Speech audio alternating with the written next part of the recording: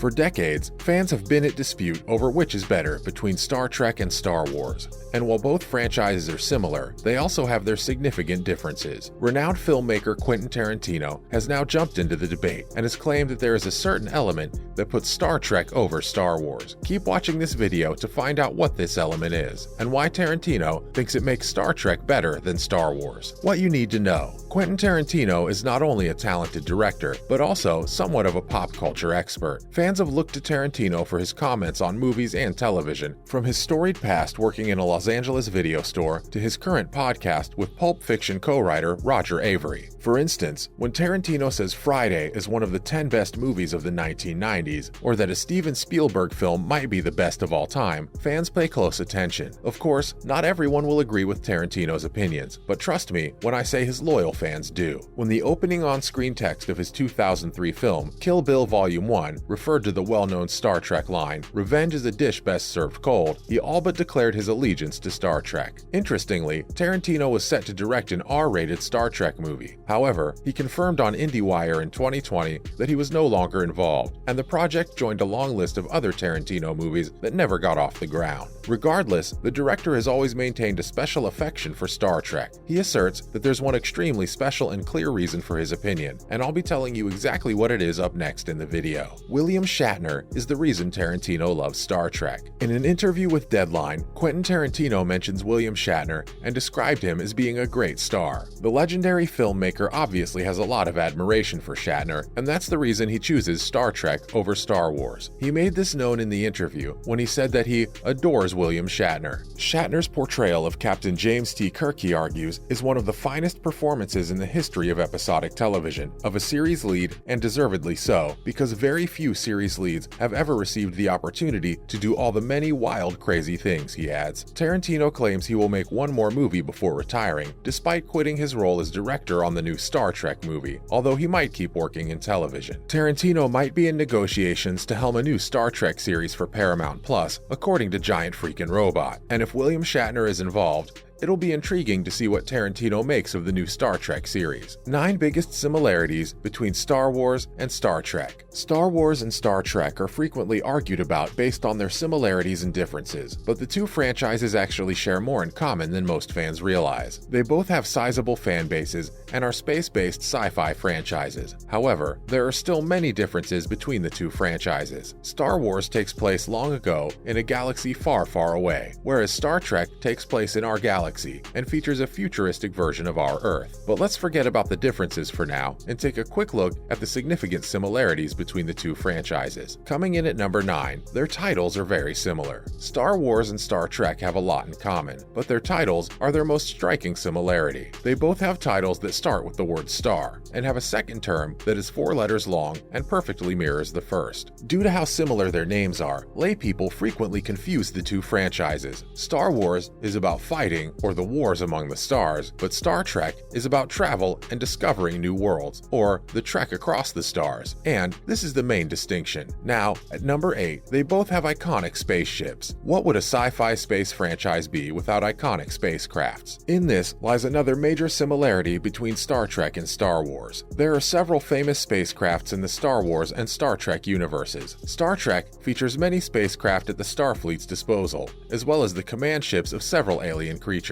As for Star Wars, it features the famous X-Wings, Y-Wings, and Star Destroyers. Even more iconic than the smaller shuttles that have been used in their space adventures are fictional vessels like the Millennium Falcon and USS Enterprise. This is another point of argument between Star Trek and Star Wars fans. Which franchise has the best spacecrafts? I'll leave you guys to it. Next, at number 7, they have heavy Western influences. The Western genre has an influence on both Star Wars and Star Trek. I'm sure fans are familiar with character gunslingers like Han Solo and Boba Fett. In the same manner, Isley Spaceport mirrors a lawless town right out of an old Western. It's a horrible hive of filth and villainy in the Star Wars universe, and it strongly resembles similar lawless towns that are common in many Western films. According to Newsweek, Gene Roddenberry referred to Star Trek as a wagon train to the stars, a reference to the traditional Western series. Additionally, the series' allusions to space as the final frontier are reminiscent of stories about the American frontier. Now, at number 6, They both explore interplanetary societies. Star Wars and Star Trek both study interplanetary communities that interact with one another, just like many governments on Earth, despite the fact that both franchises include a lot of arid, deserted, or otherwise abandoned planets. There are also affluent cultures in both, such as the booming city planet of Coruscant in Star Wars and the cutting-edge Vulcan homeworld in Star Trek, and seedier, riskier locales such as the harsh, criminalized deserts of Tatooine in Star Wars and the hostile Klingon homeworld. Next, at number 5, they both copied several storylines from real-life human history. Human history is a frequent source of inspiration for the Star Wars and Star Trek writers when creating plots and characters. For instance, the Klingon military culture from Star Trek has been compared to the Mongols of the 12th century. Numerous historical personalities, including Richard Nixon and Julius Caesar, served as inspiration for the character of Emperor Palpatine from the Star Wars film series. The Great Jedi Purge was modeled after the Night of the Long Knives, the Rebellion's conflict was modeled after the Vietnam War, and the Empire was modeled after the Nazis. It seems a lot like George Lucas has a mild interest in history. Now, at number 4, some characters have superpowers and others don't. There are some characters with superhuman abilities and many others without them in Star Wars and Star Trek universes respectively. In Star Wars, it all depends on whether they are force sensitive or whether they have midichlorians in their bloodstream. Different species have a variety of superhuman talents in Star Trek, including telepathy in Vulcans and super strength in Klingons. Next, at number 3, they feature space governments. In Revenge of the Sith, Sheev Palpatine announces the proclamation of a new order, the establishment of the Galactic Empire to succeed the Galactic Republic.